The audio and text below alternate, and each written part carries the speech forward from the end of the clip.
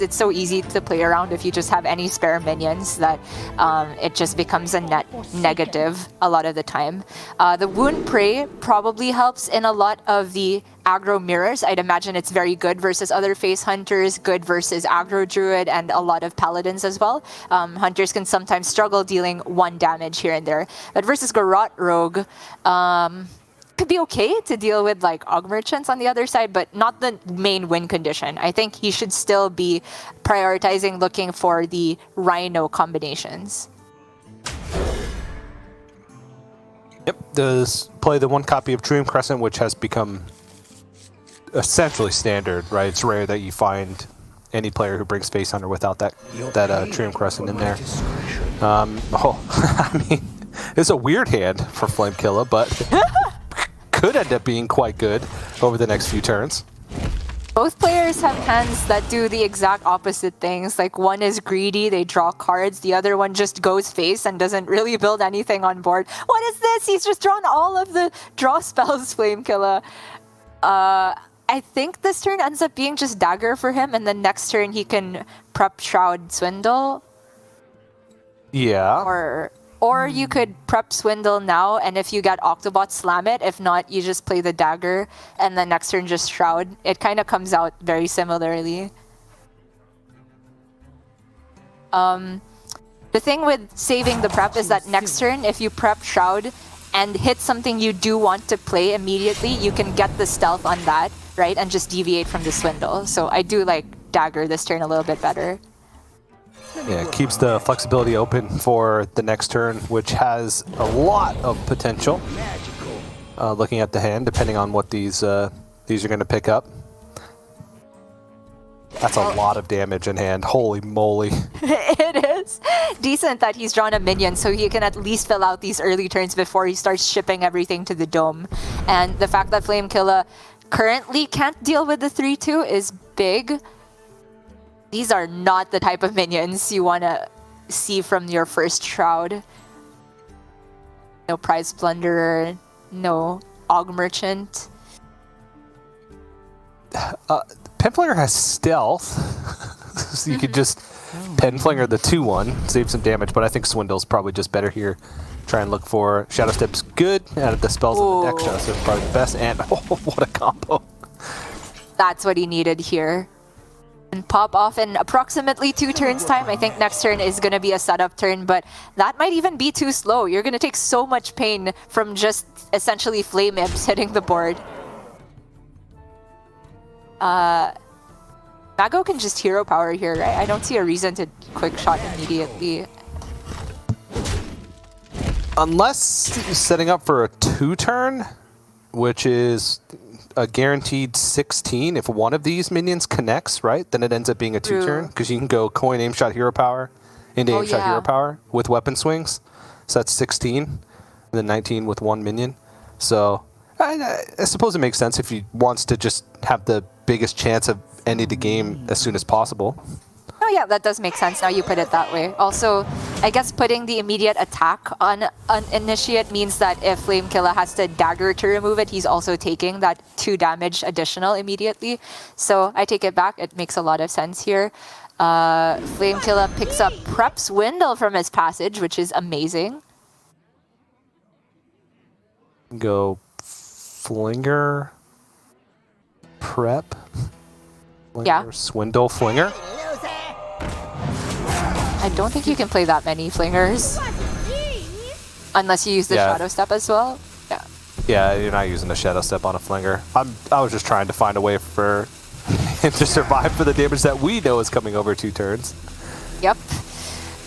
But I think it's smart to see what's in the Swindle rather than committing the Flinger there. There's a good chance he picks up like a spell or a minion that can one-shot the 3-2 without having to face tank it, and he does. But it's looking like it's too slow. Not only does Maggo have the double aim shots back-to-back, he has the Rhino as well. So if Flamekilla even tries to get close to his own win condition, he's getting trampled to death. Yeah.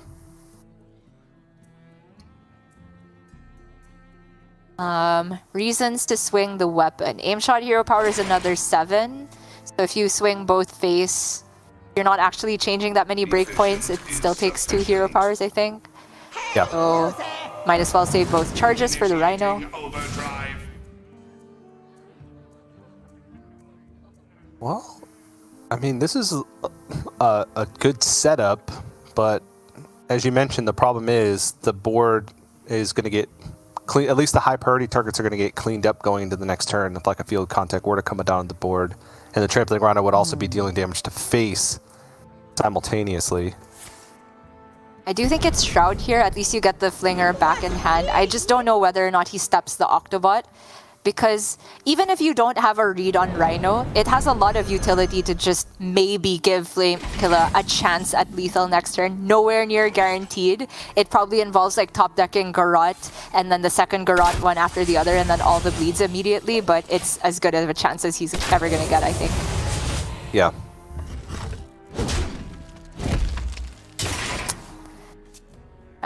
Only one play for Maggo.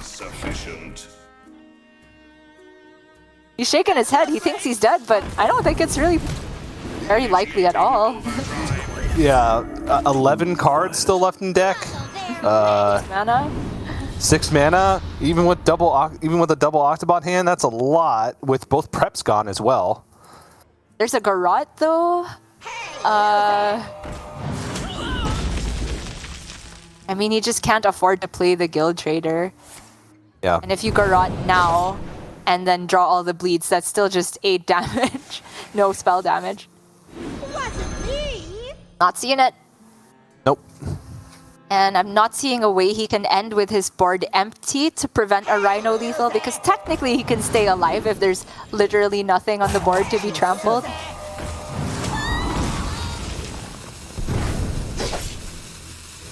Not the case though. Nope.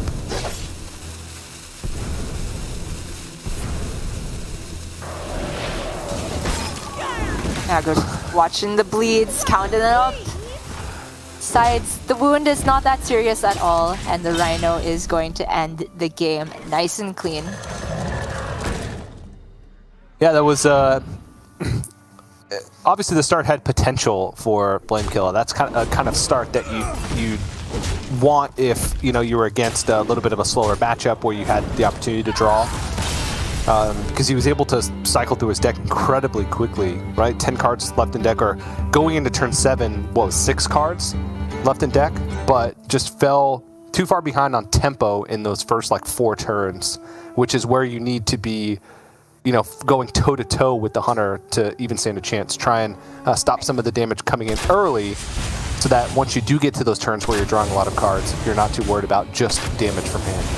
That's completely right. Like, low-key, the MVP there for Maggo was the top-decked Initiate and the Demon Companion. If he had missed those, there would not have been enough damage to close out the game, and Flamekilla very likely could have arrived at his own lethal if he had 1 turn extra. That's how close the margins can be in the Rogue versus Face Hunter matchup. We've come to be quite familiar with it, having seen it throughout GM a bunch of times, and a lot of these other matchups look familiar to me, with the exception, perhaps, of the Shaman, which is not something we've seen in GM very often, but it is a relatively straightforward deck.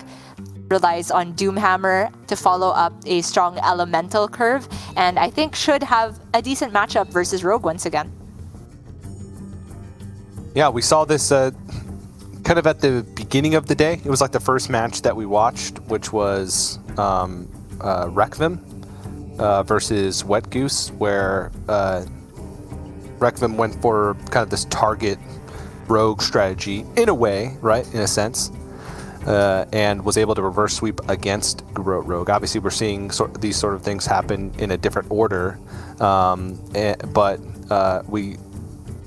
Oh, never mind. Am I crazy? It's the opposite. Yeah, Flamekilla is the one with the aggro elemental shaman. There is still a Rogue on the other side? Okay, yeah, okay. I'm not crazy. It's all right. I have to check if he's actually queued it up, but it is available to MaggoGx. He also has access to Aggro Druid, and between those two, I think the Shaman would rather face the Garrot Rogue. Could be wrong on that, but the Aggro Druid, if you don't hit the 1-drop versus that, I think things snowball out of control very, very quickly. You do have good tools like Arid Stormer to pull things back, but it really relies on hitting the early curve in these aggro mirrors, whereas versus Garrote Rogue, obviously it's amazing if you can hit the early curve, but even if you miss a couple turns, as long as you can find Doomhammer and enough support for it, the damage permanence is too strong versus Rogue, I find. You can have those awkward kind of scenarios where you're drawing all of the support for the Doomhammer and not the actual Doomhammer or the custodians to actually get there, because you're essentially playing like these two different synergy packages with weapon and with elementals. It can be rough, but there's the Garrote Rogue, confirmed, queuing it up. So this is an opportunity for Flamekilla to start getting back into the series. I do think this is one of those matchups where if Garrote Rogue goes for the usual somewhat greedy game plan of drawing cards and discounting them all with Octobot, it might be a little bit too slow. If there is an opportunity to go for a lot of small minions on the board early, I think that can be strong, because outside of exactly Arid Stormer, I think it's quite awkward for Elemental Shaman to actually deal with those minions efficiently, and the incremental damage can add up pretty quickly.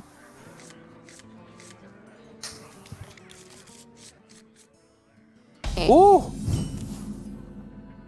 Ooh! That's a sick hand for both players. Both players, yeah. It's a good elemental start for Flamekilla with Kindling Elemental. You can play that on 1 and then even coin out Granite Forgeborn on 2 to start making. Oh, and then a Forgeborn on 3 as well. Gosh. Are you kidding me? With the Custodian, actually. You can do it all. It's perfect. I like how you said Granite, which is exactly the slur or like wrong pronunciation I had a couple days ago or weeks ago, and Sottle said it was Kranich Forgeborn. Wait, did I? Oh, my bad. It just it just comes out. I just overpronounce my T's. Granite. It feels like it's just an Octobot turn to me. I wasn't sure if you prep swindle first. I mean, you do discount more things on average, I think, if you go for the prep swindle, so sure. Ooh, not octoing. Okay, well, I mean, this does interrupt Flamekilla's plan of coin Forgeborn into Forgeborn, and so now it's just going to have to be a cage match custodian. The Neophyte also can value trade over, which has a lot of value. Yeah, that's huge. I'm not sure if Maggo was looking to prevent this exactly, or maybe he was just hoping to get more value from the Octobot, but it's worked out quite nicely for him now. And he can go for an Octobot just plain on the board here, maybe trade back the Guild Trader, because I don't think Flamekilla... I mean, he can technically just run over the Octobot with Coin Canal Slogger, but other than that, it could get so much value. Yeah. Okay, full tempo.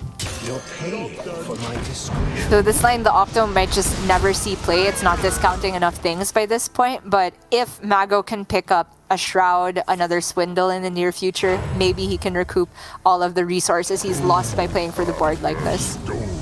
Oh, you built this for me? Another happy guild. Trading back the Trader. Passage is good. Yeah. We're ripping that, I think. With 2 mana left? Well, I guess there's not really much else to do. you could say this is a redagger turn and just clear the board, but I find it pretty slow. Oh, this is an Octo turn? You can proc it with the Prize Plunder, but man, that's a really valuable resource that you generally want to use on opposing minions, I think. What it does, though, is allows Maggo to go for Contact and then Passage, and then draw off the Passage cards with Contact next turn. Yeah. I guess at a certain point, it's not as if Elemental Shaman stops playing minions, but they usually front load their minions and then follow it up with Doomhammer plus stuff, and Right. Maggo knows that one card is the Doomhammer. So maybe thinking that just having the prize plunder on the board now, even if it's not going for a swing, is fine. And this does set up for, like you said, pretty powerful turn 5 for Maggo. Can see that. It also kind of incentivizes Flamekilla to just play more minions into this, which you kind of do want minion targets on the other side if you're going for a big field contact turn. So you have good targets for your battle cries. Flamekilla is still not able to play Doomhammer, so I think this does just end up being the Vapor plus the Forgeborn. Oh, sorry, it had to be this order, did it? Because there was buff. Kindling played? Yeah. Yeah. It's quiet. Ugh. Too quiet. Insta passage. It's alright. Just looking for 1-drops here. That's big money. That can be traded back, but I think you'd rather just play any other 1-drop. Yeah. Okay. Well, second field contact to be able to go again the next turn. Now the options between Neophyte and Guardian Og Merchant, try to hit a 1-drop or trade. Yeah, I kind of like this. Just use the Og Merchant to get rid of it, and if you miss another 1-drop, use the tradable. But now he's got Flinger. So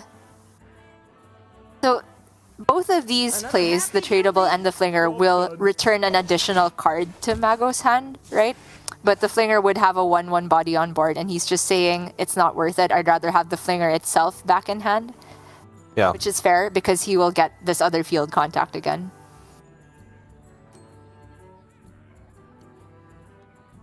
Well, this is a dilemma. There is a field contact, and he can kill it. But if you're gonna equip Doomhammer to do that, you have to face tank 6 or lose your 1/3.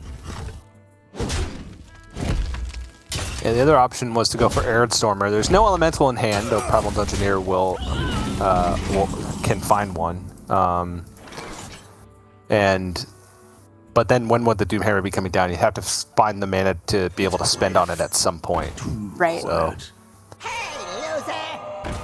I think he just took that turn to, be as mana efficient as possible, even though it hurts, because the overload is also going to make the next turn awkward. He has Arid Stormer plus Dungeoneer and just hopes that clears out whatever next round of threats Maggo puts together. The fact that Maggo's used both Guardian Og Merchants is pretty big, so protecting field contact is not as easy, but he can step it back into the hand after this.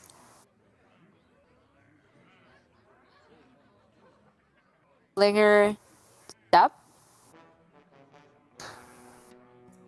Yeah, I don't think it's really worth it. Brain freeze here. You just trade over the healing totem if he really wants to get rid of it. I don't even think it's that important right now.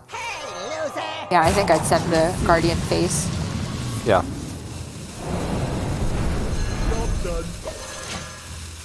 Gets rid of it though. And he does have a ton of card draw back in the hand. Wishes that Octobot could retain in hand, but maybe he gets it off the Swindle. That's the key to Maggo's victory, because it's a straight up race at the moment. Flamekilla gonna pick up, of course, Doomhammer support. The only spells you're running are nature spells and spells that buff the Doomhammer, Rockbiter Weapon and Storm Strike. So he's guaranteed to put together 10 damage next turn. Turn up the heat.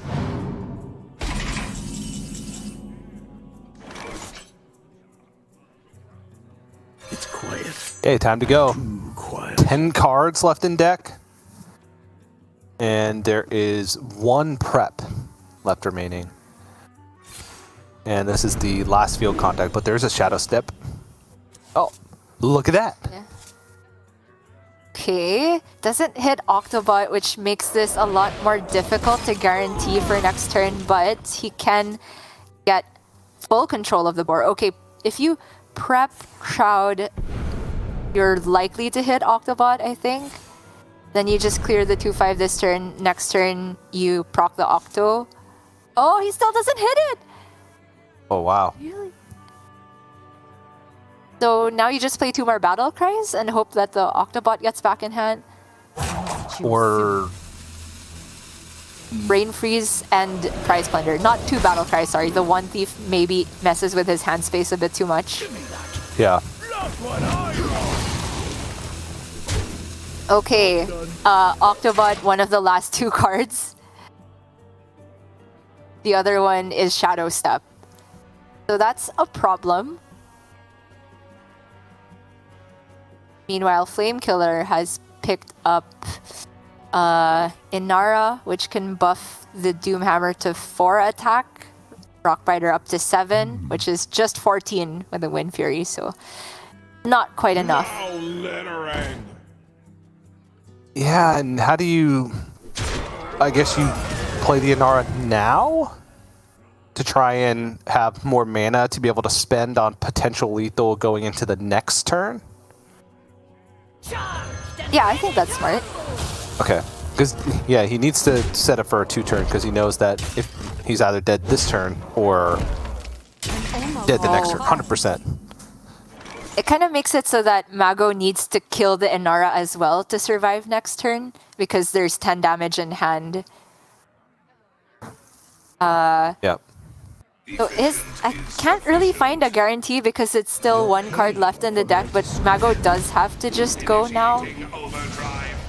Yeah, how... So...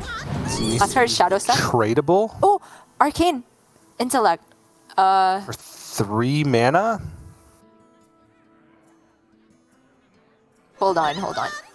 If you trade the Guild Trader, get back the Shadow Step, and then proc the Octo again, then Garrot, and Arcane Intellect, isn't that lethal?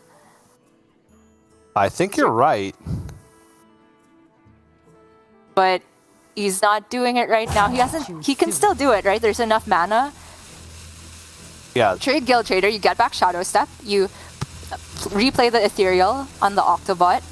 The only card in your deck is the Guild Trader, then you go Garrot, and Arcane Intellect. But this, I think, also might work because he doesn't actually need 32 damage. He just needed 24. He doesn't need all the spell damage because there's still minions on board. It's still guaranteed.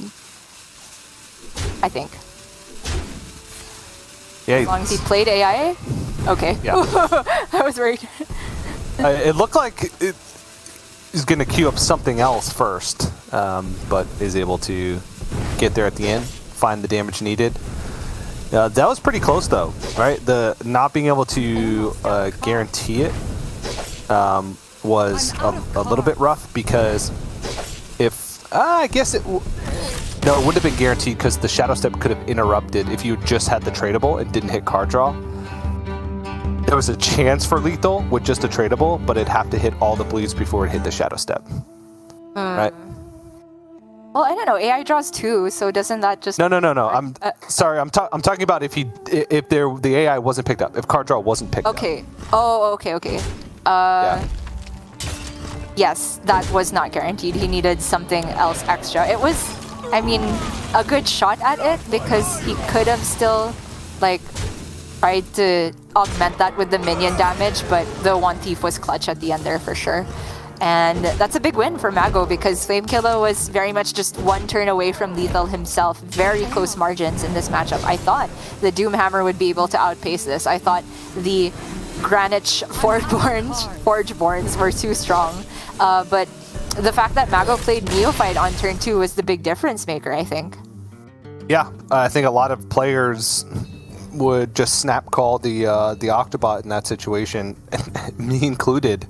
And going with the cold Neophyte, I mean, Maggo didn't even know how much of an impact that had. He probably could have guessed because, Kindling Elemental on 1 without like a coin being played or without another elemental being played, right, to go for the hyper tempo alongside like a Wailing Vapor. Yeah. Means that his opponent's probably trying to set up for a bigger elemental to come down. So it made a lot of sense. He was able to keep tempo for a lot of that game, and it did come down to that 1 turn difference. So pretty big snowball effect that cold Neophyte ended up having. True. Means that Maggo is only on his aggro druid now. Needs to get 1 win with it versus anything from Flamekilla. I do think the Garrot Rogue matchup is the hardest one for aggro druid to get through because all of these minions are so efficient at dealing small damage, which is exactly what Maggo wants to develop on the board. Peasant never survives versus Garrot Rogue.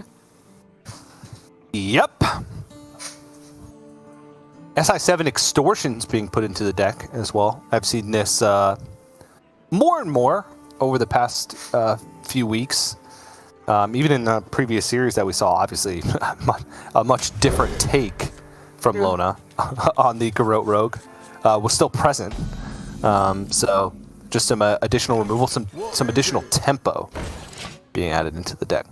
Yeah, 2 copies of it for Flamekilla rather than the 2 Wand Thieves, I think, which is understandable. A lot of the time you're looking for small removal from Wand Thief anyway, and all these tradable cards, while they do look like they're not necessarily thinning the deck, they do have that flexibility if you get them off of Secret Passage to put more cards back into your original hand, I find is a very underrated aspect of it.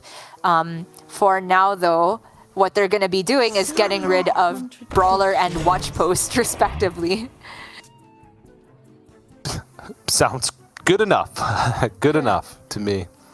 Just keeping control of the board early on is generally how you win. It's I don't want to say easy, but it's easier to like take control of the board and then like stick a field contact at some point. Park Panther is really the only thing that can answer it from hand. I'm mistaken, though. He does hold on to the Extortion and favors getting the dagger up, which makes sense because the Extortion was a little bit mana inefficient, and the Og Merchant dying to hero power was actually a pretty real threat for Maggo to respond with. Flamekilla looking to get a bit more value off of his minions than that. Could see just Neophyte Extortion here, leave up the Marsul. I wonder. Yeah. And kind of force a hero power out or force some way to deal with it. Could go for like the more expensive Extortion, but that can always be traded away. It still costs 1 to trade. So one of the best targets to hit if you're considering Far Watch Post cards in your deck, because you can always just reset it by throwing it back in the deck. Ugh. Oh wait, does trading it? I thought that didn't reset discounts or debuffs, but I'm not sure. Oh yeah, no, yeah, because we had this discussion because of the guild trader in Gjrstad. When you trade it back, when it gets shuffled back, yes, it resets the discount. When it gets traded back, it keeps it, or discounts or increases in cost. No, you're right. But in any case, it is still just 1 to trade, and I think that's absolutely going back in the deck right now. Flamekilla just wants some card draw. Maybe not right now. We could see this turn be potentially Prize Plunder or Brain Feast. That just feels so inefficient, right? I don't feel like these Annoyatrons are that much of a threat to him right now. There's always an Arbor up eventually to have to consider, but wow, he's using the Extortion right now, which means that he's relying on the top of his deck to give him Passage or Shroud or Bust. Give me that. Not what I want. Very aggressive. Too soon. Even Brain Freeze? Wow. I think Maggo also just said wow, because that is a aggressive tempo showing.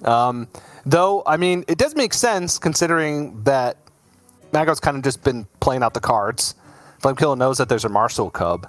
The card that you're the most afraid of in this situation is probably composting, or even like a Grey Bow on 5, because there's been a card that's the Park Panther that's been sitting in the left, and being able to isolate that would be best case scenario. But yeah, relying on the top of the deck, like even if a field contact is picked up right now, it's not enough. Yeah, it's Passage or Shroud, I think. Yeah. That's why I was so surprised to see the Extortion used pretty freely like that. And he's just gonna Garrote to activate the combo and the Brain Freeze. I think this is fine. You don't necessarily win this matchup by getting spell damage from Garrote, so it is something of a dead card anyway. You tend to win the matchup by getting an insurmountable board presence, but that's just not really available to Flamekilla unless he top decks major card draw in the near future. Maggo is just winning with small minions at the moment. Yeah, I mean, composting is not bad here, just because it's in a top deck war. You being able to have access to multiple card draws potentially on a single turn. Oh no! Oh, the peasant that's protected behind a taunt. Wait! I said peasant never survives against Garrote Rogue. Is this the one time, TJ, it gets to live and draw a card? Let's see. I didn't even see Octobot! It is going to live! Are you kidding me? Flamekiller's gassed out. It's a complete pass this turn. The Octobot discounts literally nothing. Yeah. I mean, even if we look back at it, right? Even if Flamekilla hadn't gone for like the full prep brain freeze, his hand would still essentially be dead right now. And the composting would have hit more stuff on the other side of the board since Maggo picked it up. But now there's just no chance for Flamekilla. Even if there was like a passage picked up here, I don't even know if he'd be able to pick off enough stuff with 2 composting minions on the board as well. The only difference Flamekilla could have gone for is like 1 extra drop by not using the extortion, trading that back. Okay, yeah. Obviously, it still needs to be an amazing draw, right? It needs to snowball into more card draw. That card needed to be the passage. But the thing is, I don't know if you can just aggressively play around composting every turn. I think the Rogue needs to go for a bigger swing than that, which comes off the back of multiple cards played with field contact, and that means accumulating cards in hand, which simply did not come to be in this matchup. Flamekiller has almost no outs since he's not running One Thief here. Yeah. And, I mean, he could even make this trade, still sets up lethal on board. It'd have to be a miracle draw. It does not field contact in an empty hand. Oh my gosh. It's quiet. Too quiet. Nobody talking to the field contact here. And Maggo picks up a 3-0 sweep in a very unexpected fashion. I've just not seen Aggro Druid beat Garrote Rogue in weeks.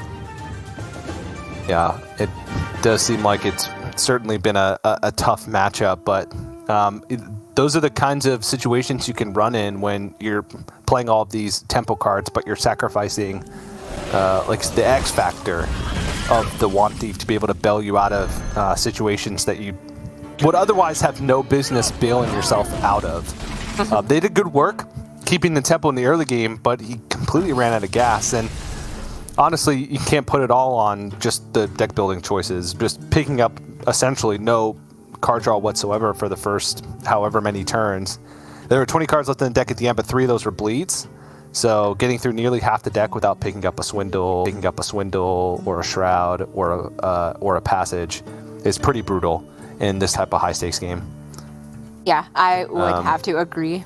But hopefully Flamekilla can pull it back. We are still in the relatively early stages of things. It is round 3 and we're only playing 4 rounds of Swiss throughout the day, but still able to get in through to playoffs. As long as you end up with around a 6-2 score, it's possible, I think.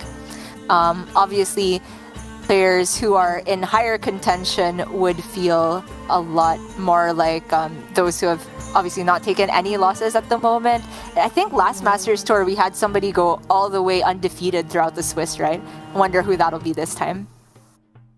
Yeah, yep. And I think we had one player as well at 6-2 make it into top 16. I think that's how it works with 8 rounds of Swiss. It's either 1 or 2.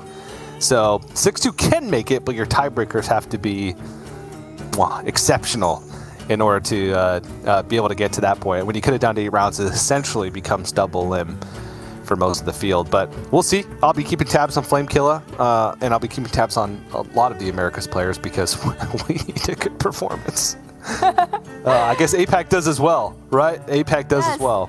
DJ, we haven't won a single MT. You guys have had Dog at least win an MT, right? Maybe someone else that I'm not recalling at the moment, but MT winners have tended to come from China and Europe. It's our time, hopefully. Yep, it's time for the 2 real regions to shine with APAC and Americas. But that is our first match done for round number 3. That was a quick one, so we still got plenty more round 3 action to cover. We are going to go to a quick break while we sub G out, give her a break, but we'll be right back with more Masters Tour Stormwind action.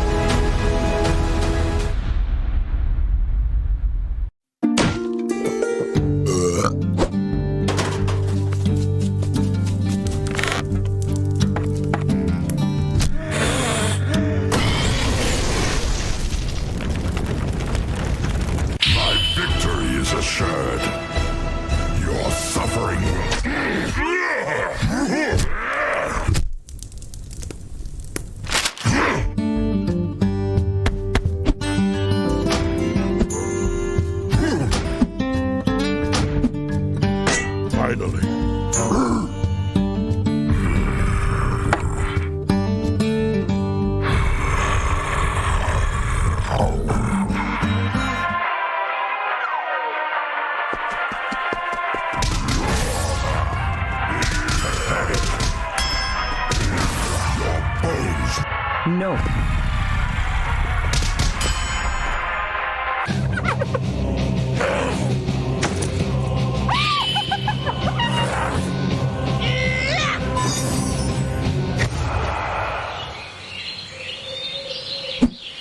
All shall fall before me.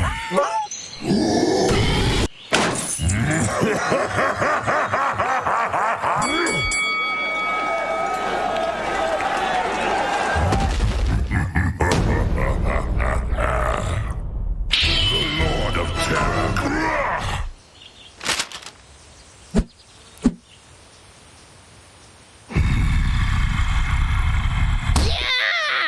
Watch the mustache!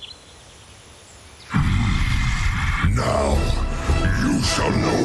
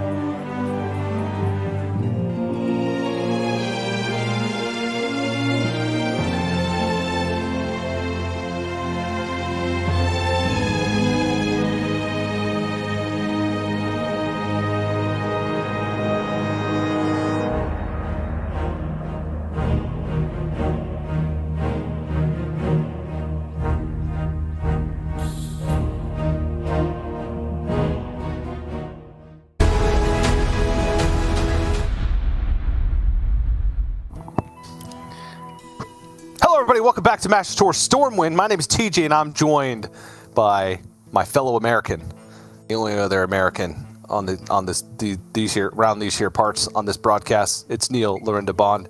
How you doing today? I am doing great, TJ. It's been a great day so far. Halfway through day one, things start to hot up. Look at this thing. Did you see that? What the what? It was huge. What was it? Whoa.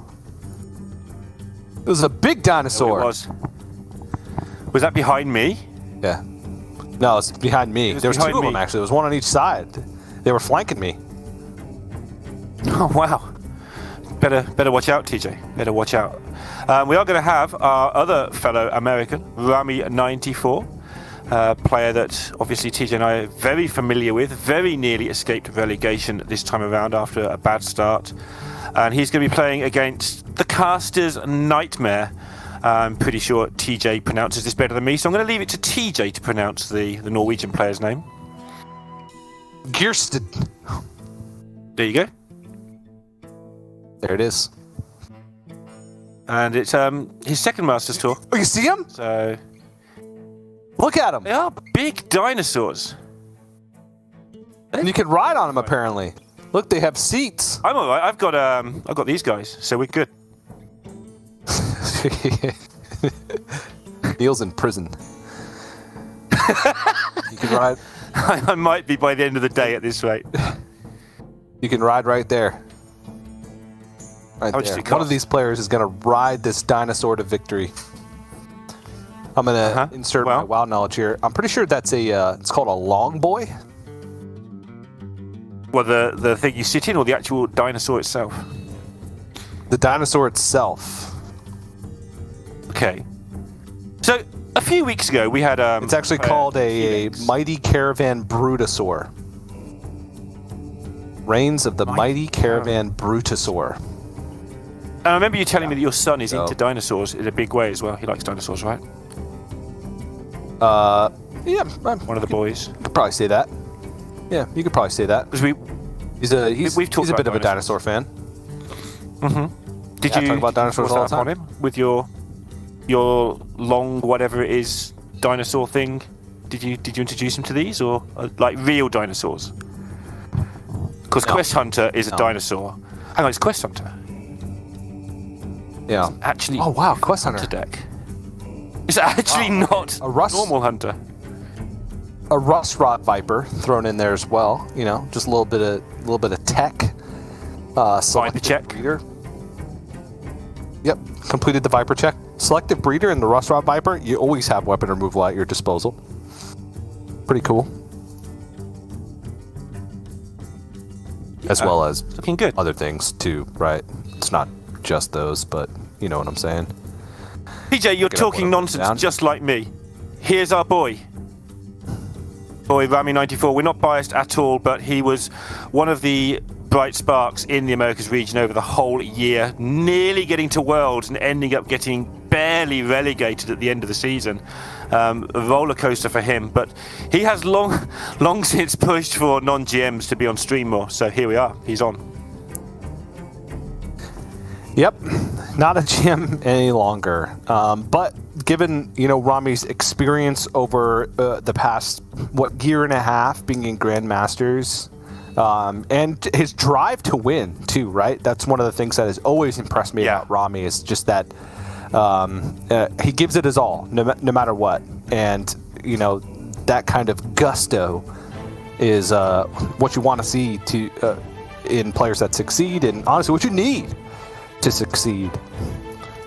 I got the need. Yep. Need to succeed. There you go. So you're picking this up is- what I'm putting down. I always have done, TJ. I've picked up, put down, carried everything all the way through. It's always been the way. Yeah. But Gjrstad's, we need somebody to tell us how to say this name because it's just going to get silly. Sure, he's lovely. He was one of the three in his first Masters Tour, but he seems to be a player on the rise, TJ. He's already qualified for the next Masters Tour, despite having a bad start in his first one. His Twitter is active, blah, blah, blah. Looking to me like a player to keep an eye on for the future. But Rami is very much the player of the moment. Obviously, despite the fact he got relegated, it felt like he was a big part of the last 3 or 4 weeks, sort of picking up win after win after win to try and save himself and just coming up right short of the very last match. So, heartbreaker for him. He's kind of our version of iRock, who I think a lot of people will be willing to just get back into Grandmasters as soon as possible. Well said. You want to talk about dinosaurs, don't you? I can just sense the dinosaur Anything else? sort of just trying to escape out of you. Ooh, that sounds cool. All right, Hearthstone time. One of the things about Okay, let's do it. is it does have a good amount of tools to be able to shut down the early board, and in fact, they are incentivized to do just that. With how the deck just works in general. You want things to be able to use your spells on, because that progresses the quest and gets you closer to winning the game. Gjrstad, happy to quickshot that, and will now be happy to Venomous Scorpion and Devouring Swarm. Yep. And it's a weird thing for Rami. There's nothing he can do about it. He's playing a mid deck that is almost entirely pure minions, so he has to play them. There's no trickery he can do to get around them, so it's just going to be a case of him sending them down to the cellar one at a time, TJ, and seeing if they can survive it. Yep. Has sort of a pop-off turn preserved if second Oracle's picked up, but for right now, yeah, it's just about send them down to wherever that place is in Stormwind that you're chilling at. Looks sketchy. Yeah. Like by 2 guards. I don't know what you did to get put there, but I'm riding dinosaurs. All right, well, we are faced with an interesting situation here. Gjrstad can go for Bola Shot, or can just take it a little bit easy and just go for like Overwhelm plus Hero Power. Bola Shot's nice and clean, then can get down a Blood Mage Thanos, or can just hold on to it, Hero Power, and maybe save the Blood Mage Thanos to use with an Overwhelm. But I like just getting it proactively on the board. Yeah, spending your mana efficiently is something we talk about a lot, especially the way the meta is currently. We did for a long time have sort of a non-green card meta, but it's sort of turning into a green card meta as we go by. If a card's green, you play it. If it's not, you're not allowed to. Eventually, that's what the meta comes down to in most scenarios, so I'll take it. but Rami hasn't been able to put on a single point of damage. And the only downside for Gjrstad right now is that he doesn't have like any proactive plays, right? Everything's reactive, but that's kind of just how the deck operates in general, so I don't think he's really worried about that. Starting to pick up a lot of damage. There we go. That's a man-crick. Can go man-crick hero power down the 2/2 here. Though, it could just be more beneficial to keep the board clean and go overwhelm, and then that makes the hero power free with second quest completion, man-crick, and then try and stop some composting or arbor up stuff from happening. Yeah, that's Rami's out at the moment. He's just getting himself some more cards. Or Great Bow, is it enough? Kind of enough. Sort of. But Because he has Gjrstad can maybe pick apart this stuff. Could go aim shot on both of the minions and then hero power the Grey Bow and then push 3 to face. That completes the quest as well. Problem solved. All right. It was interesting for a moment till you solved it in 2 seconds. Yep. That's what I am. I'm a problem solver. Uh-huh. Do you solve all the problems or just the ones you cause? All of them. I didn't cause this one. Solved it, though. Gjrstad solved it too, but he solved it slower than I did, so doesn't count. I concede. As always. Yeah, Rami doesn't want to see any more of that. He might be a fighter, but there's no point fighting on in that situation. He's never going to establish a board with the Grey Bow gone. It's kind of his only chance. Could have played the Teacher's Pet, I guess, just to see if he high-rolled a Mukla or something, but he doesn't want to see any more of that nonsense. You tell TJ's getting excited, by the way. He's diffusing. I'm blurry. Oh, I'm blurry. Those dinosaurs. I'm starting to really love Hearthstone when I get blurry. Woo! All right. Yeah. The dinosaurs aren't blurry, but I am. But yeah, Quest Hunter just usually quite good at fighting for the early board and keeping it in check. And with Quest complete and Rami having absolutely no momentum, no surprise to see him tap out there at the end. Now Gjrstad's going to move over to the Libram Paladin, which is quite cool. Pretty standard as far as Libram Paladins go, though not a deck we see too often as of late, or at least throughout the day. I know there's a bunch of players that have brought it, but even at GM playoffs, we saw a couple players with it. So very quick re-queues here. And yeah, the Paladin's slowly but surely creeping into the meta. It's what happens in I want to call it a solved meta, but in long-standing metas, isn't it? People, slowly but surely, the meta rotates around until it gets back to where it started. We're currently in a spot in the tournament scene where the aggro takeover is beginning, and so things like Lib and Paladin are starting to get a little bit more of a look in than they were when it was just plain garbage for 7 weeks, to be fair. Yeah. True. Just an official Hearthstone Esports statistic. Truer words have never been spoken. I only right, speak well, true words, TJ. I know. All right, this peasant is getting broomed every day of the week here. Yep, there it is. Keep the board under control. Don't let a taunt protect that thing from anything else that might come out. All right. Nothing really to do but just play this. Rami has the ability to composting pretty early on with Adorable Infestations, though it just being on 2 minions. Could get greedy and wait a couple turns, but this is where Gjrstad. Oh, welcome back. How is that Didn't even know you left. Didn't you notice the silent moments without me? Nope. No, you analysing this. You analysing this play. Don't let me interrupt. Go ahead. Nope, I was done. Okay. Well, what should we talk about now then? We've done dinosaurs already. All right. Well, now I'm gonna leave. So. All right. See you. You can talk about Hearthstone. Good catching up. I quite enjoyed that catch up there with TJ. Nice reunion for us both. Let's have a look what's happening in the Hearthstone. It's going at one heck of a pace, that's got to be said. By the time TJ gets back, which will be about 2 seconds from now, All right, I'm back. this game might even be over. Rami's just played all of his cards, TJ, and put them on the board and then composting them. No. What do you think of that? Cool. It's pretty cool to me. Sounds pretty cool to me. And Gjrstad Well- can basically do very little here. He could just keep putting stuff in the way. Yeah. The Let me think. coin Aldor Trueseeker. As opposed to all the other wealth of options he has available. But then that doesn't really do anything because it doesn't set up for a good turn next turn. Could just go like Bannerman Broom. That's the problem, right? Both these plays are horrible, and this is a really tough decision for him. Yeah. I think the Broom option might be worse because you give Rami... either way, he gets immediate use of the death rattles, though. It's really grim. I'm going to throw the book at you. It really is.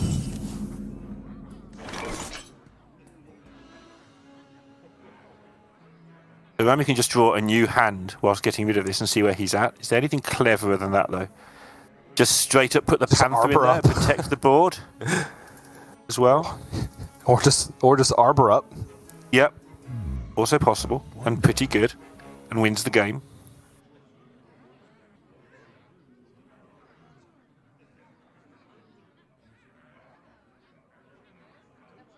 So he's got the opposite problem to what Gjrstad had, which is he has no idea which of these amazing options to do. Because the Panther one, I kind of like the Panther one. Because Gjrstad couldn't deal with this last turn with 5 mana. He has 5 mana again now. He was obviously struggling to deal with it, so now he's going to have to use the worst option that he didn't use last time, which is likely to be the Broom nonsense. And Rami knows that. And then he can arbor up and just have an unchallenged board of stuff. Yeah. I guess Park Panther becomes more difficult to use where he's sure that he's going to have a board at least for some part of this game. So we'll see. Lord Barov picked up with, in combination with the Broom, can buy Gjrstad a lot of time.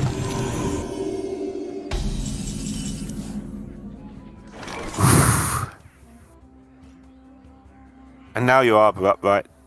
And just, trades are easy and damage is free. Yep. It's like the 60s or something. Yep. I wouldn't know. Thanks. You really wouldn't know either, Neil. Correct. I actually wouldn't. Before anybody out there even questions this malicious intent that TJ is trying to set up.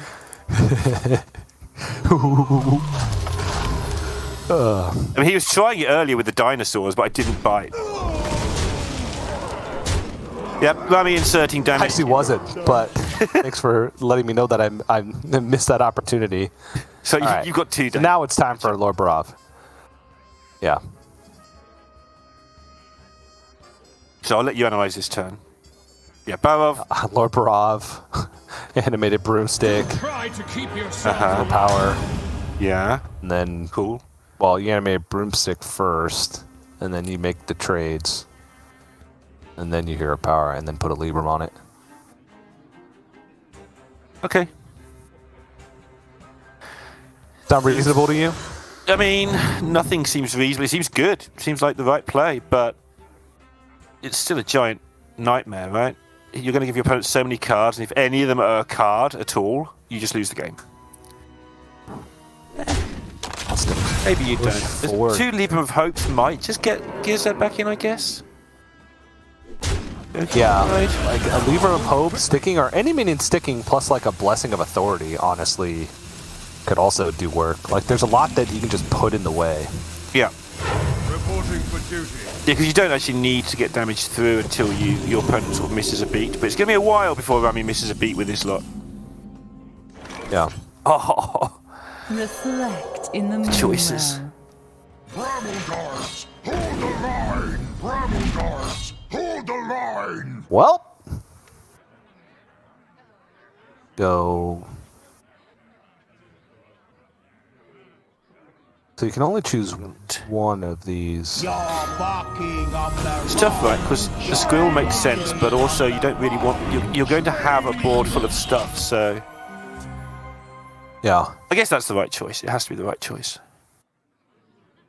Ooh. The off all chance right, is well, cleared by a flying samurai. it's not large yet, but it could be large in a few turns. It's actually barely not large enough because only one Libram is there. Like Gjrstad could like trade in to get a Libram and then deal 2 to everything. But it's just not enough. No lethal currently available without the second arbor up, so that's something in Gjrstad's favour. Yeah.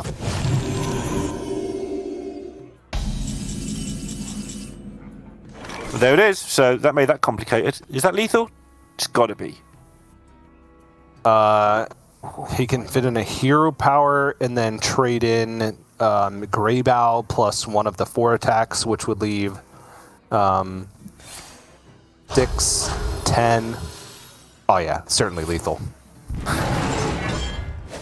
I was going to say you never count. We've had instances of people never counting and being wrong, so I guess you sometimes count. You certainly want to count.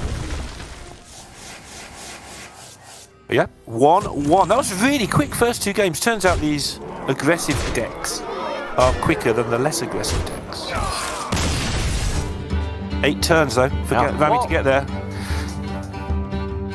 We've seen some longer, more grindy of these aggro druid matchups, but Libram Paladin can sometimes keep like sticking these boards. Like if they get a bunch of Librams in the early game, they can get devout peoples online. You have to keep trading minion after minion after minion. But Rami was able to get just enough pressure on the board and dodge enough removal, and the composting was the biggest deal, right? Because that allowed for him to survive through the board clear of Lord Barab and then still have a ton of reload potential on the backswing.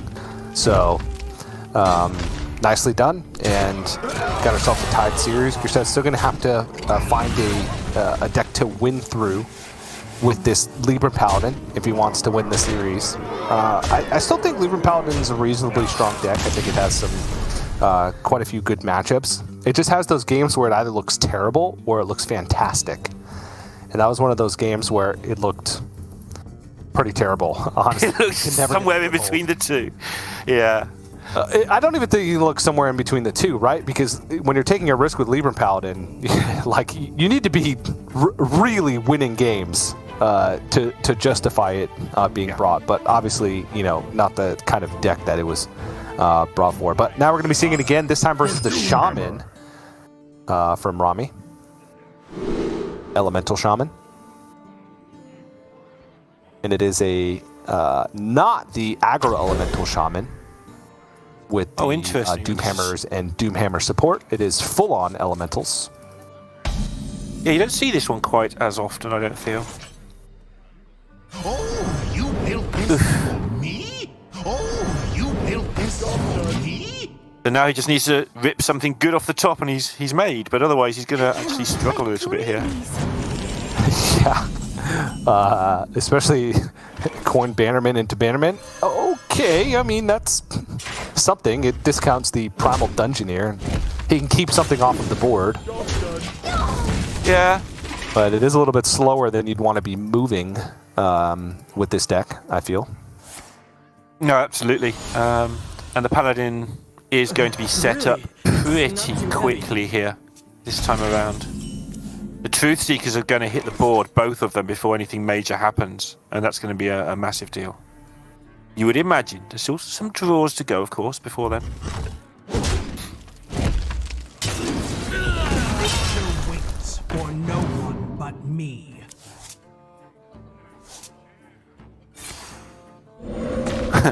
Goes quiet. We both try and say he's going to have to totem, isn't he? Both trying to avoid the totem line. Well, hits the best one, I suppose, when you're trying to go for this type of aggressive game plan. Bannerman again is slow, but Gjrstad's rolling into some pretty big turrets. Has an animated broomstick to fight back. Oh my goodness, it's a Blade Master Samuro. Yep.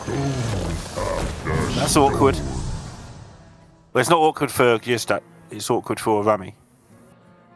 Yeah. It's board. Well, not fully. Okay.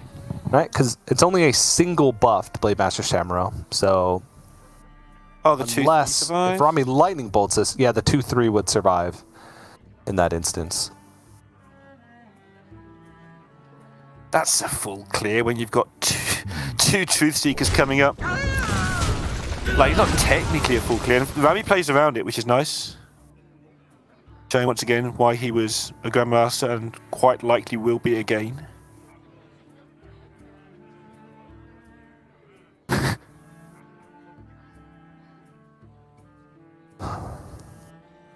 Taking a lot of the sting out of the way. Yeah. I mean, Gjrstad can still go like... I was going to say goody 2 shields plus the broomstick, because the broomstick is double buffed, right? Uh-huh. Oh, could then trade over with the divine shield over the Forgeborn. Oh, no, it's not double buffed, it's single buffed. I also thought it was double buffed. Yeah. It was picked up in between. It was picked up as the natural draw, right? Yeah, must have been, yes. So... Rami has a lot of options here, and they're all okay without being spectacular. I wonder. I mean, what do you want to do if you're Rami? Do you want to just take the chance there is no Samuro and go for maximum attack, or do you want to try and tease the Samuro onto the board? I feel like you haven't got much time left if you're Rami here. That's the problem. Yeah, could go something like Earth Revenant and Lightning Bolt. But it's not mana efficient, it's off curve. I think you've got to be mana efficient, otherwise you run into the same problem again on turn 6, and then you're not mana efficient again, and then you're wasting 1 mana from time to time. Not a big deal, but if that snowballs into wasting 2 mana, that is a much bigger deal. Twice as big a deal, in fact. Yeah.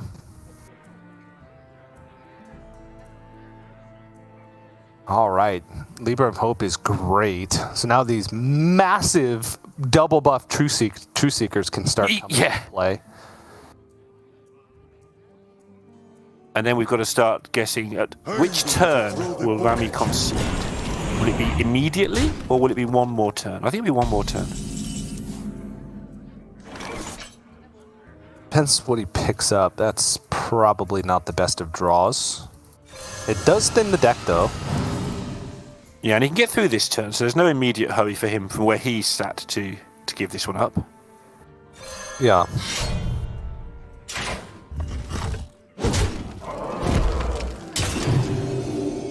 So we're kind of starting to get to that point where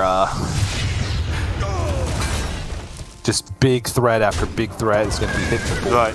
And a lot of the direct damage has already been used. But gets a good buff on the Arid Stormer, has a good amount of damage set up. Canal Slogger is actually a good way to kind of just push through tough positions. So, I mean, things are there. Yep. Alakir is in this deck at the top end, so... Yeah, that could be some finishing power. My blade seeks vengeance.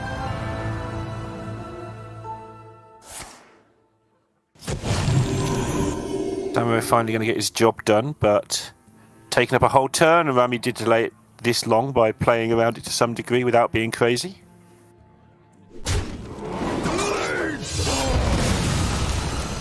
Going to allow the Slogger to actually make a good trade back on the board, though. Yep. But that's not even the real power. What's that even mean? Look at his hand! I'm looking. It's got the juice! I wonder. Oh, you mean That's what. Gjrstad's hand. Sorry. Pretending that's not there, because otherwise the cast is futile. Okay. Cast it as if Gjrstad hasn't got like 3 consecutive amazing turns coming up.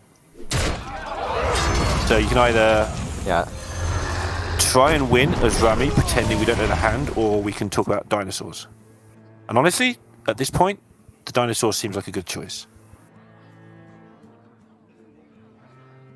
Well, Gjrstad does have to make the decision of when this Libra of Hope should come down. I think because the True Seeker just gets kind of pretty easily traded into.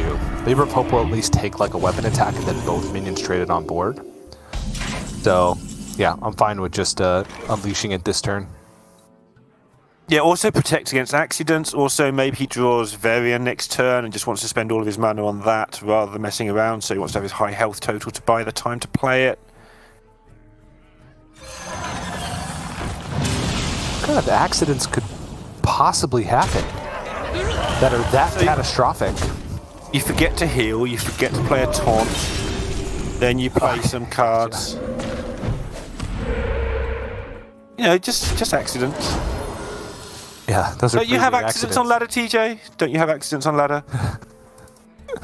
Yeah, I suppose. I have accidents on ladder. So you learn to play around accidents at my level, you see. Gotcha. You learn something. This card in... So yeah, especially on ladder where you don't see the deck list. I mean, this card in Rami's hand could be anything. It could be Yogg. Get pyro-blasted out the game. Could be. I don't think Rami's played 10 spells, but he's getting there.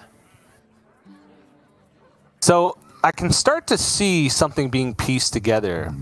If Rami can get through this board specifically, and then at some point find access to a lily pad lurker, and can hex whatever thing gets buffed by all these buff spells in Gjrstad's hand. I'm hearing you. And then find a way to piece together a lethal before Lady Liadrin is picked up. Yeah. Then maybe we have a game on our hands. It's about 50-50 then. Yeah.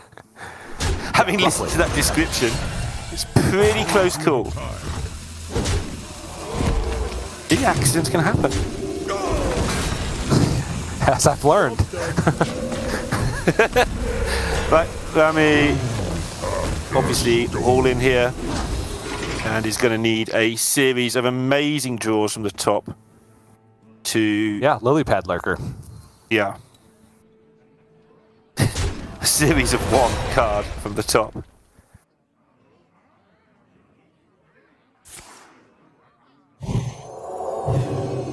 Now the things are going to be spread out onto 2 things, which is unfortunate. Now he's going to draw 2 lily pad lurkers. Yeah, back to back. Preferably in the same turn, but, you know. Yeah, preferably the same turn.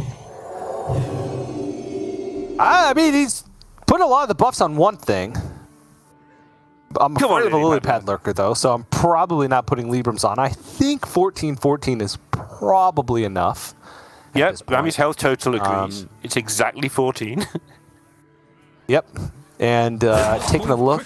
Hold on, let me.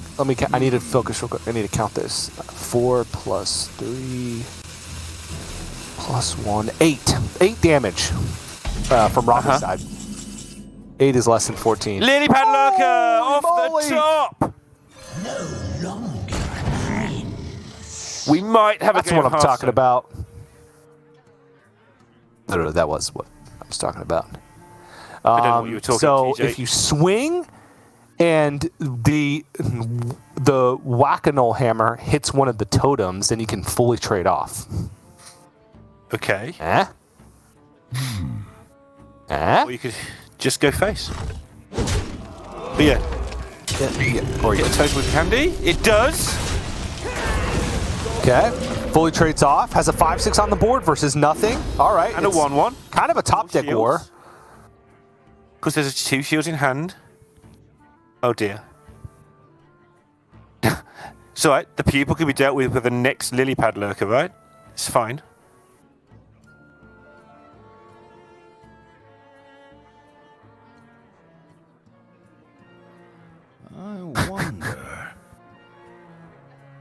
Yeah, or like, what's like the best draw?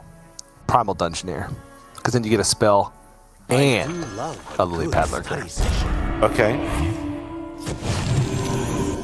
Or maybe another Cage Match Custodian? The best defense is a great Possibly.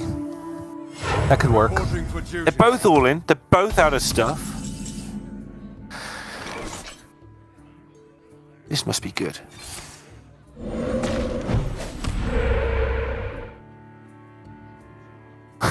Six, 7 is just the wrong shape, isn't it? Yeah. So I guess you just play your things, right? What else are you going to do? Yeah. You can either play your things or not play your things.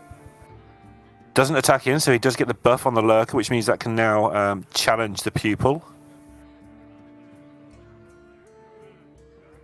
For whatever that's worth.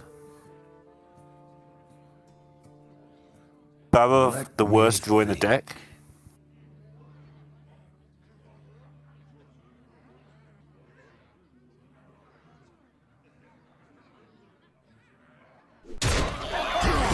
Turn into a game, kind of. Yeah, but Rami's like hard limited to just the one per turn. Reporting for duty. Yeah, he needs something that gets him 2 cards here, I think. Yeah. Try again. Put it back. Have another go. Okay, just, oh yeah, play the Lord Bra for tempo. All right. Pretty drawn out one. Rami didn't really, by all accounts, have much of a hope in that game, except for the Lily Pad Lurker to kill the 14-14. But was able to make it at least interesting towards the end. Now down 2-1 though, so that 3-0 score that I'm sure he's eyeing on the line with this final deck selection for Gjrstad. And a message that it might be Gjrstad. And I for one would be amazed if we get a 4th way to pronounce the letter G at the start of a name. We've already done many of those. Gjrstad? Could be, yeah. But that's not from a Norwegian person either, so it could be wrong. Fair enough. Quest Rogue. Alright. That's right. In all its glory. I like this deck. Don't be sarcastic. You're the one who likes this deck. I do like it, honestly. I mean, there are a ton of different ways that you can build it, to be quite honest. A lot of room for tech choices, right? You just go into your collection and you say SI, and then you put all those cards in there. Which is how this one looks to some degree. And then you try and hit the play button, but then the game is like, oh, no, you need a full deck. Would you like it to auto-complete for you? And you're like, no, I'll do it myself. And then you have to figure out what goes in the rest of the slots from that point. And there's a ton of options. Some of those include posts, right? Some of them include Foxy Frauds and Swindles. Sometimes that includes the stealth package. So then you just go and you type in stealth and you pick all the cards. Okay. Or post, and you pick all the cards that say post. I don't think you do that anymore. I think we're in a post meta now. It's okay. Post. This is actually a post meta? As opposed to a 2-post meta. Yes. No, post meta. Common misconception, right? 2 post versus a post. But that's where we are. I tend to like this deck against Face Hunter, just because you do have a lot of tempo tools early. And your opponent has an Imprisoned Felm on their deck, so, I mean, come on. the card that real here. Everybody likes apart from every caster. Yes. About casters or players, one or the other, you decide. Yeah, the casters tend to be sort of this echo chamber, though, right? We spend so much time talking to ourselves, and not ourselves as in each individual talks to themselves, right?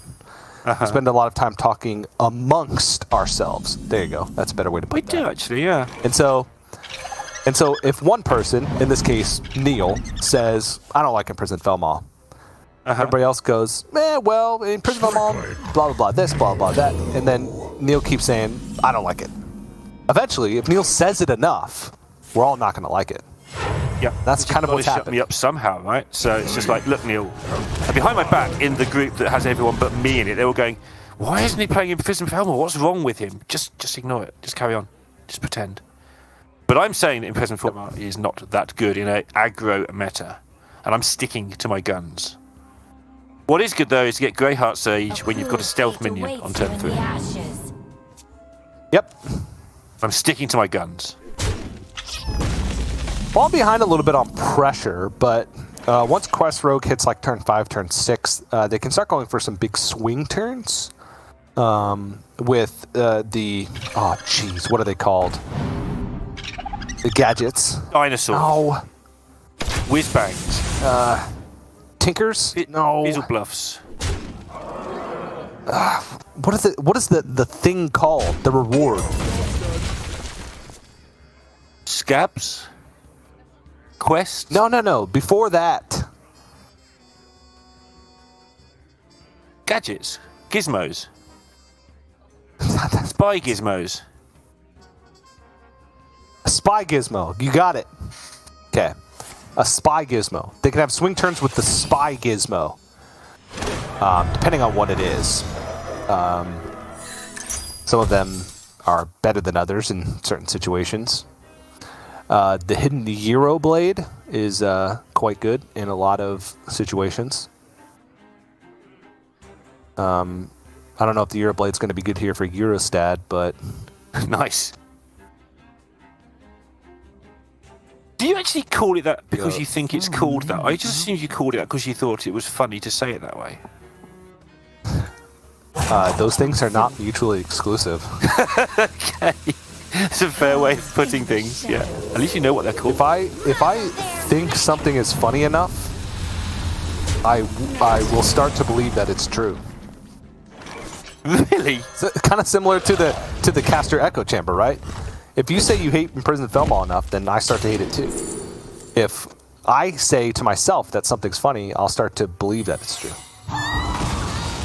That explains a lot about our last 3 months. Yeah. Neil's funny. He is. He's funny. He's great. And eventually you believed it, you see. Yep. Right. Fight for board is still continuing. I assume Rami... Let me have a look at the deck list, actually. No, what I was going to say was nonsense, so I'm not going to say it now.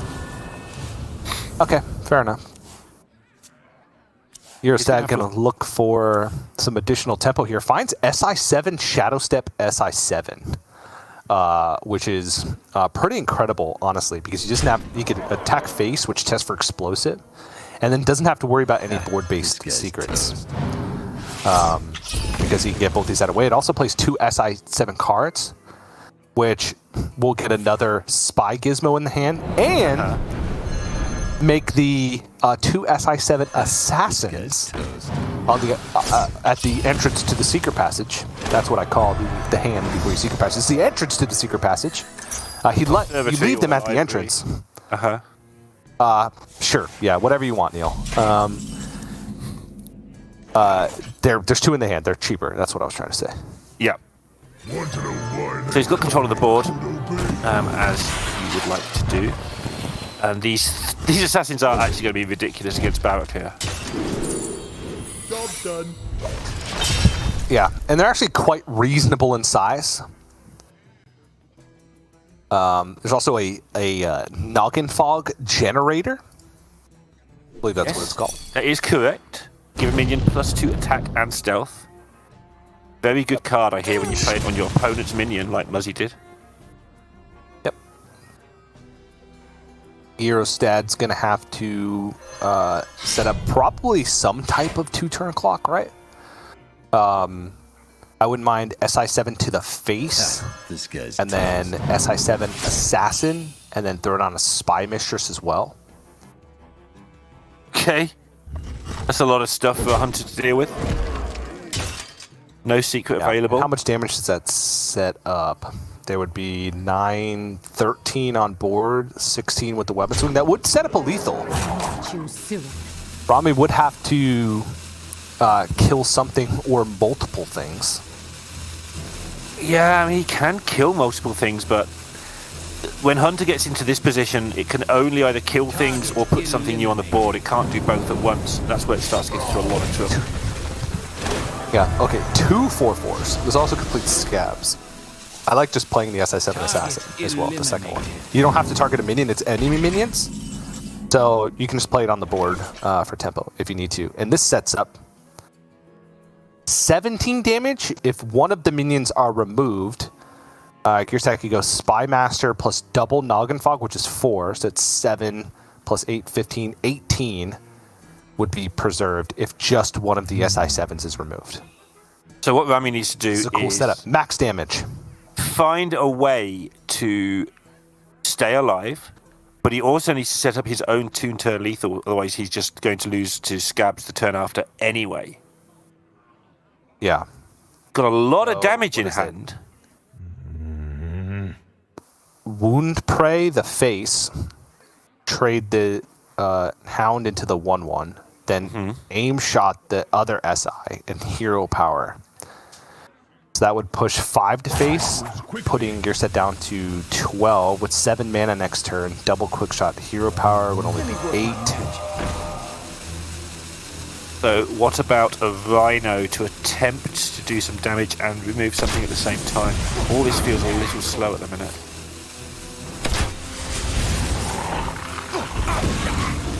This does present a reasonably wide Sure. board state. Yeah, that's going to force some trades. 11, 12, 13, 14, 15? 15 damage available this turn. 8 on board, 3 from the weapon, that's 11. The first Noggin Fog is 13, and then the second one that would be generated by the Scabs is 15. Can afford to make some trades though, right?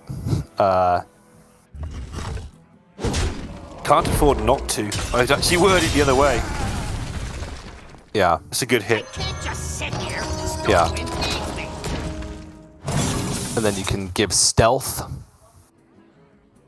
to the Scabs, trade over the 1/1, and then put the Hound back in the hand with the Fizz Flash Whizzlebanger.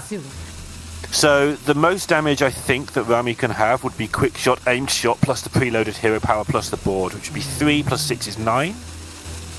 Plus, what, 6 more? 15, is that right? Yeah. So we just I'm going to set up setting up- weapon from hand as lethal. Okay, cool. Yeah, as well as the monstrously big board, plus he's got lethal in reserve. I like it. Yeah. And that'll do it. I don't see a way out for Rami here. Not enough damage, not enough mana, not enough anything. And despite an early board lead, Quest Rogue able to bring it back. And Gjrstad with a pretty cool lineup, right? Getting to see Quest Hunter, Libram Paladin, Quest Rogue, all come into the foray here. Quite the unique lineup to be 3-0. And honestly, I hope we get to see more of that. Not necessarily this lineup specifically from Gjrstad, but just unique lineups in general. Not just because it gives us some more entertaining matches to watch, but also because it means that at least the tournament metagame is not solved. It's not all about Garrote Rogue, OTK, Demon Hunter, and Handlock. It's about trying to game the metagame. Yeah, it's very rare that they get completely solved. It has happened, and it's happened multiple times, but you do usually end up in a situation where if too many people are playing the best decks, the top 4 HS replay decks, that becomes exploitable. So I think we've hit a tipping point. I think that we're at the point now where people are trying to exploit the huge numbers of Warlocks and Rogues, and they're starting to have some success by the look of what we're seeing in the early exchanges here at Stormwind. Yeah. And these which guys is very cool to see. agree with me. Yeah, look at these big old... Alright, they're off the screen. Paradox versus Puddingnanu. Puddingnanu? Puddingnanu. That'll do me. Okay. Some more round 3 coverage as we're the round is currently wrapping up at the moment. And while we get the next matches set up to jump into round number 4, gonna keep providing some free entertainment here. Yep. For us Americans, me and Lorinda. Yes, absolutely. I'm happy to see Paradox on stream. He's actually racked up a 60% win rate over sort of 8 Masters Tours now, might be 9. This is his 9th. So he's done it, though, in the way that you don't want to do it, just constant 6-3s, which is kind of the best way to minimise points and money and kind of everything. You're much better off having a couple of disasters than having an 8-0 or 9-0. But he's very consistent in these events, puts a lot of work in. He regularly tweets out sort of qualifier news and stats and information, and over the last couple of years has gone from sort of guy who played on the circuit and did okay to genuine contender who at some point is going to hit a top 8 or top 4 for sure. So glad to have a look at him. Puddingnanu, got to admit I don't know much about at this point, especially as sort of it's one of those games that's thrown at us in the middle of the action, so didn't have much time to look into it. But it'd be interesting to see how it goes. And there's all the things. I didn't know this was coming up. I thought it might have been lost in the shuffle, but that is all the Paradox stats, as well as the ESL UK, that country over the Atlantic, champion in 2018. Yeah, we don't talk to them, right, Neil? That's right, yep. And it is his 9th Masters Tours appearance according to the stats guy, so that's good. Shows how long-term my memory is right now. Yeah, though you were wrong earlier. You did admit it. I don't know what to believe anymore. Is it? He said something like, "Oh, it's not his 9th, it's his 10th. I'm so sorry." No, it wasn't me. I wasn't wrong. I know exactly what you're talking about. It just came up wrong. Oh, okay, gotcha. It was you automated it. No. I'm going to blame everybody but myself here. It was TJ's fault. See, what happens is TJ, when I put the stats into the statometer, right, TJ has to suck them through a straw into the graphic, and TJ only sucked 3 of the 4 things through the straw hard enough, and the other one got stuck somewhere and didn't update. Yep. Story checks out. That's I hate far straws, close. by the way. You hate straws? So why are you always clutching at them? This is that quick mind that I love to see, Neil. Yeah, I noticed that it threw you through a loop earlier when Sottle was suddenly quick and speedy-minded. And you're like, wait, this isn't Neil, I'm confused now. Yeah, but now I'm used to it. Now I'm ready. You're ready? Attack position. So is Paradox, because he's got the face hunter. He's going to be in the attack position, attacking his opponent's face with all manner of minions, dinosaurs, barracks, and moonfangs. And I know, TJ, you're a moonfang fan, aren't you? I am. I'm a moonfang boy. Look at it. It is cute. It's absolutely cute. So do these things live in Stormwind, like usually, or are they just visiting? Or are they like taxis? If someone that owns one brings it there. Like, is it a mount, or can you? Is it higher? Like ridden by a Draenei. If it is a mount, give yeah. it some money, and I'm pretty. Just take me somewhere. Yeah, I'm pretty sure it's like really expensive, if I remember. Yeah, it costs 5 million gold. That's how you get it. 5 million gold. Yeah. How many boars do I have to kill to get 5 million gold? A lot. I mean, there's more efficient things to kill than boars, but that's not what South Park taught me. Let's say the average boar gives what? 5 copper. Are they the ones that like potatoes? They are, right? And you need 100 copper to make a silver, and then 100 silver to make a gold. Uh-huh. And you need 5 million gold. And each boar gives you on average 5 copper. How would you ever carry all the copper to the merchant? That's 200. How do you carry 5 million gold somewhere without being mugged? Million. So you need to kill. Wait, that's a lot of zeros. That's 1, 2, 3, 4, 5, 6. You need to kill 1 billion boars. So you're saying there's a chance? Yes. How? So seriously, in World of Warcraft, how do you carry around all that gold? Yeah. I'm now curious. What do you put it in? A bag, and you have unlimited amount of space for gold. How the only big thing is that the you have gold? an unlimited amount of space for. How big is a gold? As we see the priest that is a priest deck. How? Infinitesimally small. There you go. So 2 gold is the same as 1 gold in terms of size. So how do people know how much gold I've got? You look if there's a number. But if all my gold is undetectably small, then I can just say, look, I've got 5 million gold, give me a dino boy. It's the same as real life, Neil. I don't have any gold in real life, TJ.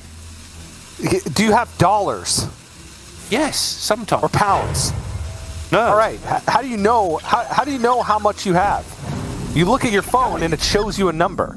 I just go into the shop and walk out with things. If they tell me to stop, I haven't paid enough. All right. How does the Right, so- average person look at how much money they have? They look at a number. It's the same with gold. Okay.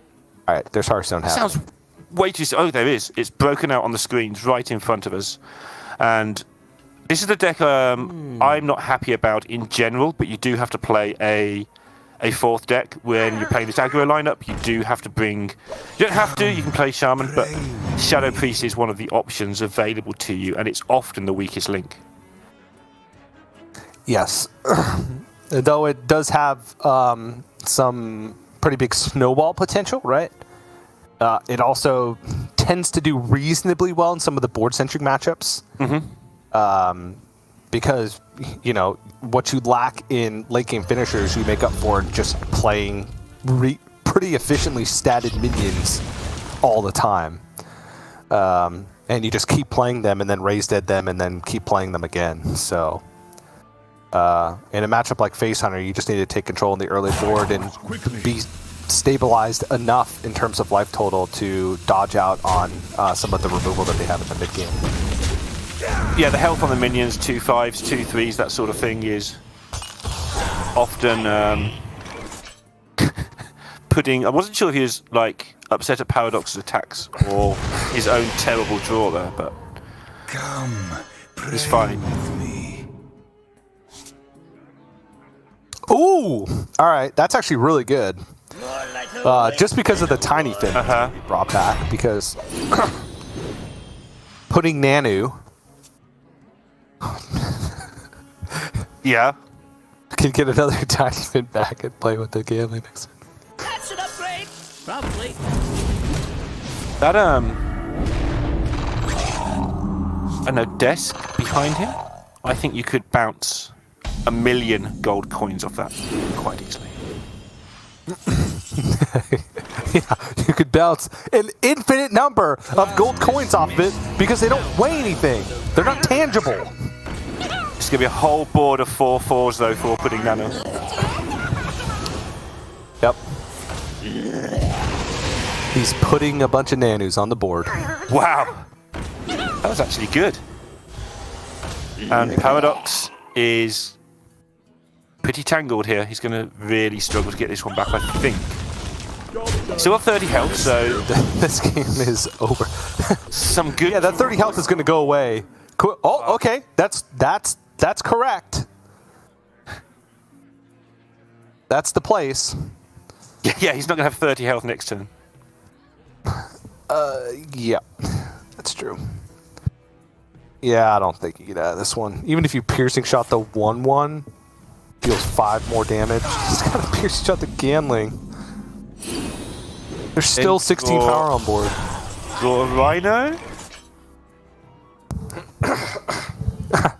Benedict is actually a pretty good draw right now. It's just another big minion to place on board. In fact, killing the Ganling let Puddingnanu put more power on board. It did. let's count, 10, 15, 16, 17, 18, 19. So it needs to go face with both of these.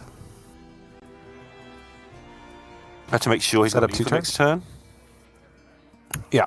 10. Actually, you only need 17, so could trade away and the hero power would represent enough damage. But might as well just throw it all face.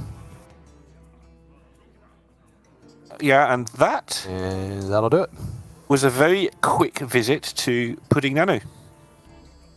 So, Yeah. Hungry, aren't ya? not a lot we can draw conclusion-wise, except he's going to be on 3-0, Probably. which is a big deal, obviously. You know, an 8-round Swiss.